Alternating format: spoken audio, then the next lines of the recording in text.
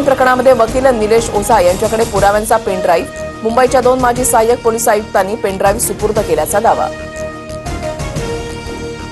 म्हाडा राज्यामध्ये 19,497 घरं बांधणार. मुंबई मंडळांतर्गत 5,199 घरं बांधली जाणार. पुणे, कोकण, नाशिक, अमरावतीसह छत्रपती संभाजीनगर आणि नागपूर मंडळांमार्फत घरं बांधण्याचं उद्दिष्ट. समृद्धी महामार्गावरील प्रवास महागला. महामार्गाच्या टोल दरामध्ये आजपासून 19% वाढ होणार. नागपूर ते इगतपुरीपर्यंत कार आणि हलक्या वाहनांना 1,290 रुपयांचा टोल द्यावा लागणार.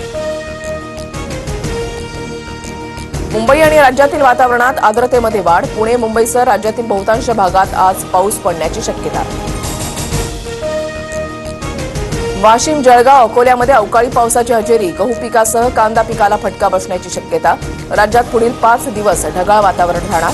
तर पुणे, रत्नागिरी, सिंधुदुर्गमध्ये पावसाचा येलो अलर्ट.